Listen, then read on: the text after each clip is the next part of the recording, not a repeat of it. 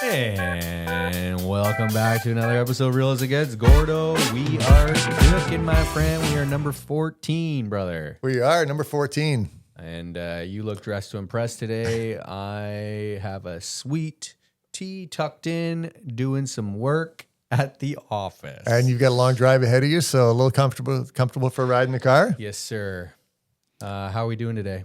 Good. Today, Trevor, we are talking about what buyers notice in the first 30 seconds. It's all about first impressions. They notice a lot. And so when I'm talking with people that are selling, I talk to them about like first impressions. Like when you meet someone for the first time, it's kind of like that when you go to a house for the first time. Like if you meet someone, they're kind of grumpy and you get that impression right away. Although they could be a really nice person having a bad day. Yeah. If you pull up to a house and the front door is dirty and there's stuff on the porch. First impressions, everything. Boom. Resting BITCH face, right? Right. Supposedly I look angry sometimes, and I'm just literally in my own head thinking like, what's happening? Yeah. So first impressions. So it's really important that, and I think it prioritizes from the front door in. So if someone comes in and by the time they get to the cold room in the basement, they've probably already made up their mind if they're buying or selling that, or if they're buying that house or not selling it, if they're looking to buy it. We got 30 seconds to close the deal. It's 30 seconds to close. That's kind of, so what do buyers notice in the first 30 seconds? I think this is good for both buyer and seller watching, because it's going to give information to the seller of like, hey, this stuff is important. Right. And then what other buyers maybe haven't been thinking or looking at and kind of turning away, and then being like, oh, wait a second, we should have actually taken that into account, right? So the first one that comes to mind, and on my list here too, it's one of the only things you cannot see online. You cannot get a sense of it online. Well, smell. Perfect. Like no one can tell you just let one rip. That's joking. Yeah. Really? You didn't hear it? No. Yeah. So smells, and smells can tell a lot about a house, right? Like we don't find it as much anymore, but it used to be smoke. You'd go, oh, they smoke in this house. And I've had showings where we literally open the door, got a waft, shut the door, put my card in between the door and the frame. See you. Didn't even go in. So I'm glad you said smoke, because last weekend we saw 3 properties, and they loved 2, but one had it. We are convinced they smoked in the house, and this house was loaded. It was done to the nines, and they said that the father smoked in the garage. They always say they smoke in the garage. Had a fan, and it exhausted out. Buddy, that guy must have smoked in the garage with the door into the home wide open. It gets through. It reeked. And this was a young family. They were having their first kid. She was pregnant. We only lasted in that house too for like 5 minutes. So right out of the gate, you're hit with smoke. We don't take the time to really give the home a chance, because we're like, she's like, I don't even want to be in here. And then it's the questions of how do you even get it out? That's right. And if there's, in carpet, you can't. You got to rip it up. You can maybe paint over it, but it sinks into that drywall. And when it's hot and humid, it comes back out. Yeah, there's ozonator machines and things you can, but in my experience, it takes a very long time and a lot of money basically to get rid of it. Like you're talking, new carpets, painting entirely. Sometimes it's special paint to cover it up. It's not good. It's and not then you good. got that musty smell, so which maybe doesn't hit you right at the door, but as you're going through it, and especially coming down those stairs to the basement, you're like, wait a second, now I see. You can feel it sometimes in the back of your throat, right? Oh, what is that? So that's kind of a red flag, right? It kind of makes you want to get more information. Why it shouldn't smell like that? Why does it smell like that? Usually it's moisture somewhere in the basement. Do we got water? Do we got moisture? Is that turned into mold? What are we talking about here? And then there's that pet odor too that sometimes gets a little bit thrown in with making think something's wrong with the house, but you just need the ducts clean, right? And one other dog and cat smell that, especially with the hair, if you don't have the good filter on. Yeah, sometimes it can be in the furniture too. So like when the sellers move out, a lot of that can go with them. But you're right. But I think with pets, that's something I'm not as concerned about it when I'm looking at something that can be addressed. Like if there's a water leak, the water leak will still be there when you move in. If they have pets, they're not leaving the pets. And I guess I only brought it up because we were talking about first impressions. Right. So always having the pets out too, because some people are always, thinking they might not like dogs or cats and be a little bit scared. But it still is that and evidence of reaction. the pets. Don't leave the dog food in the dog bowl sitting, especially if you got like a 100-pound Bernedoodle or something. Which we both have. Yeah. Which will be greeting you at the door with lots of love and kisses, but they will be bouncing off the wall at the same time. Yeah. So get the lavender out, get the vanilla out. But you don't want to make it too obvious, right? You took words out of my mouth. But then it's like, are you covering up? That's exactly. When I smell the air fresheners, I'm like, okay, guys, we got to have a little closer look here. I like the corners of the room, why is there air fresheners? Yeah. It should be more neutral to me. Yeah, we got our detective caps on. There used to be an old trick where, and this is going back to the stove with the element on it. Before you had a showing, you just turn on the element, put a drop of vanilla, and just let that walk. And it smells like you made cookies. Yeah. No, for my clients that used to get my actual newsletters mail, it always gave little tips, and that was it. Put a drop of vanilla, but don't light the house on fire at the same time. Yeah. So another thing is lighting. We talk about this all the time when we're.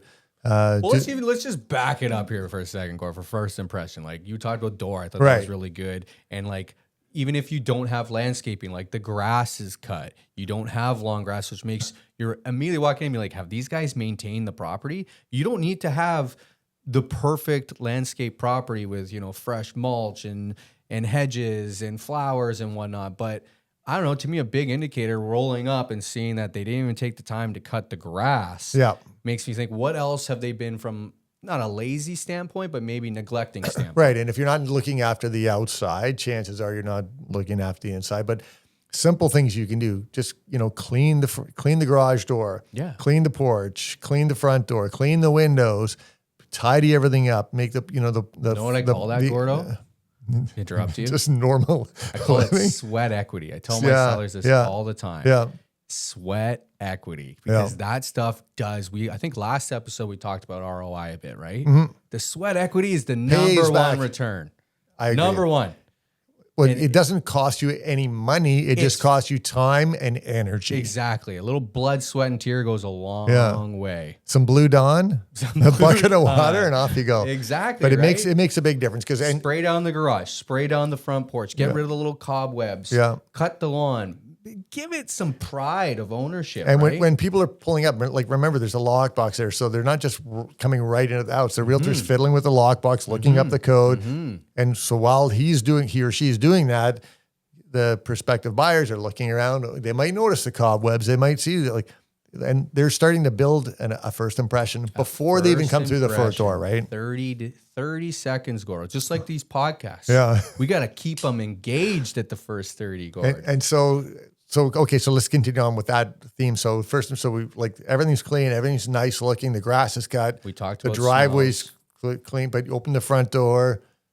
What next thing is I was going to say lighting. So the lights are on. So if you're selling it and you are able to, because if you're living there before showing, turn all the lights on, and then consistency of lighting. We always talk about the color temperature. 3,000 is what we sort of landed on, right? Not for the dentist, 5,000 Kelvin or whatever it is, right? Doesn't feel super cold. It doesn't feel super warm. It's warm and inviting, but I'm with you here. I'm extremely anal and meticulous with the lighting thing, because if it's a dark, gloomy day or if it's a super bright day, let's take the risk factor of having them turn on the lights and then looking at it. Let's hit them right when they walk in. Their first reaction is like, whoa, this is really bright. Right? Because the lights are on.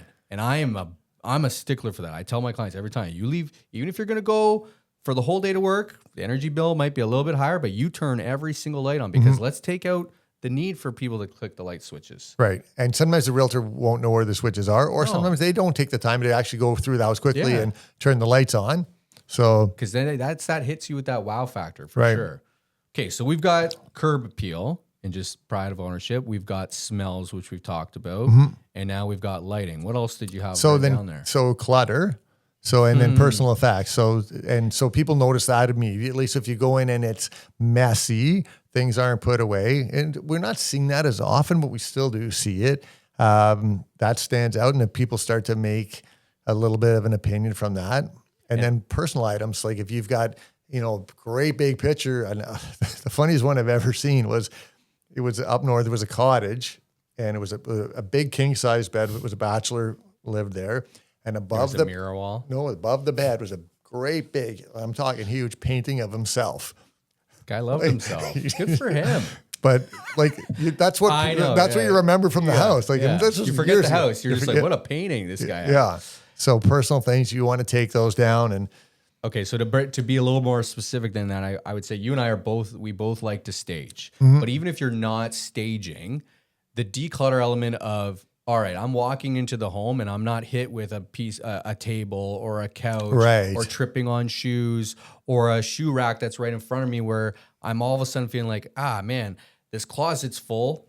There's shoes right here. Clearly, these guys don't have enough space right in the home, and that's why they're leaving. Now I'm instantly going like, maybe my family's not going to fit in. Right. So you want it to feel open and airy. You want it to feel open and airy, and that you have the storage space. Like I like to make sure the front hall closet. If you're going to clean out any closet, the front hall, because it's the first door you usually open, right? And you're always looking for that when you like. We don't generally go, I wonder where the bedroom closet is. Correct. It's always where's the front hall closet, and what's the proximity from the door to the closet? So am I walking through the house to take my shoes off? Correct. Or is it right here? Exactly, Gord. Yeah. And so even if you're not staging, having that open, airy feel to get around is huge. And then you talked about, what was the second thing? Because I wanted to make sure we brought it full circle here. Personal effects. Personal effects. So even though you've got a great family, I've got a great family, everybody else has a great family, even like religion and artifacts, right? You want it to be neutral so that that person can envision their family there, their lifestyle, their beliefs, whatever it is, so that they can fall in love themselves versus having, okay, it's nice to show that a family's in there, but let's take that element out. Also from a privacy standpoint too. I give you an analogy. It's like a hotel room. So you go into a hotel room, so you're on a business trip, you open the door. Oh, that bed looks really comfortable. Oh, great. There's a spot over there where I can watch TV. And look, I can have it like put my laptop here. I can do some work over here.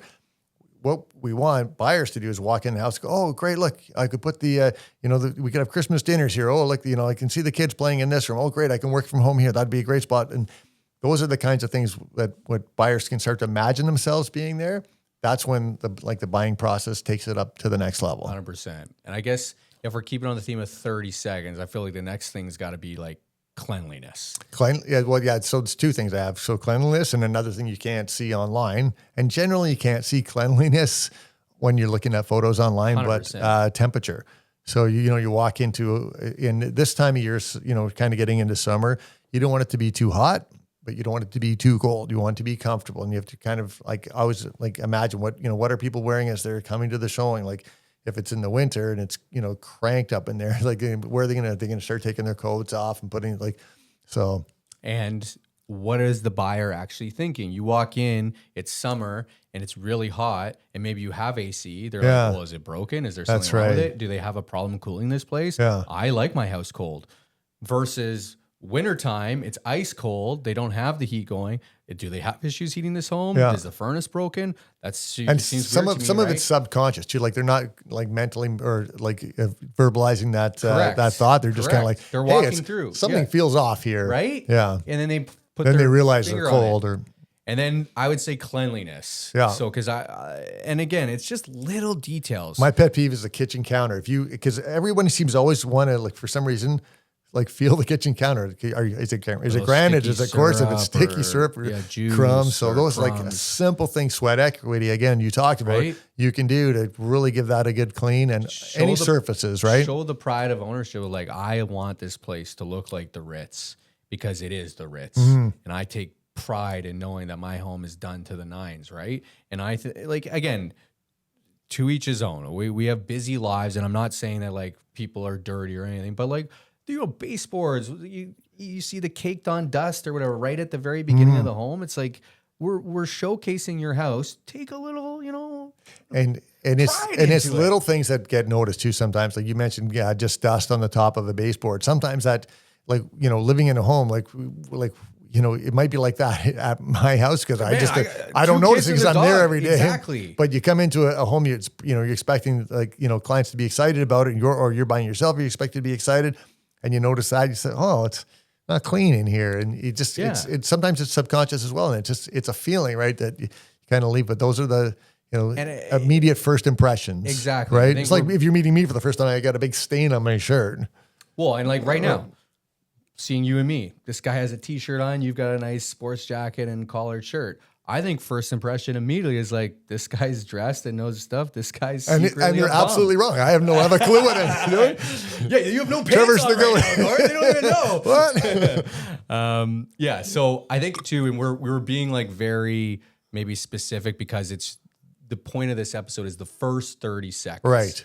So these little details of like when they enter the home, because then everything else will go a lot smoother when they don't have that immediate knee-jerk reaction, especially in today's market where the buyer, which is warranted, is very picky and meticulous and wants to know what's going on because there's a lot to choose from. Yeah.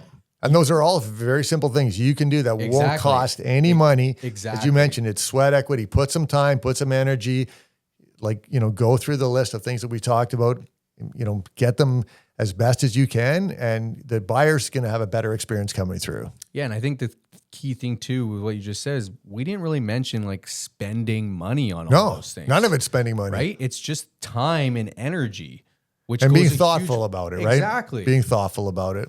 All right. Was there anything else, Gord? Maybe paint, but like again, you probably see that on the photos. But I guess if you are taking down those personal items, don't leave the nail in the wall. Maybe patch the little holes. Well, it's little like a broken light switch or a light switch cover.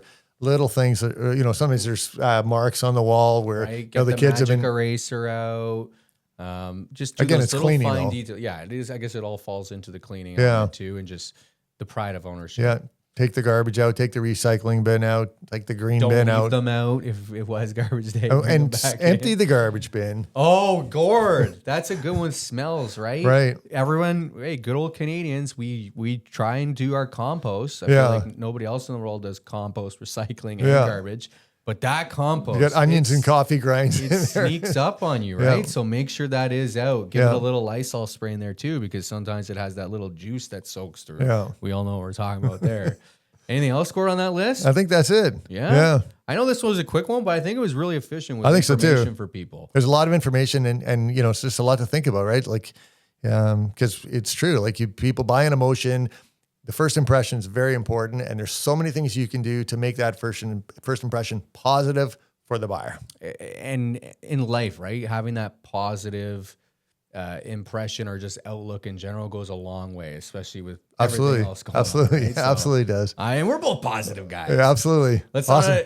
positivity, baby. I'm like, Gordo, Awesome. what are we going to name this one? Positivity? I don't know, that or episode 14? Episode 14, 30 seconds. 30 seconds. The first 30 seconds. And how to get around it. Yeah. We're Beautiful. over it. Okay. All right. Thanks, guys. Thank you. Good job, Trev. See you, Gord.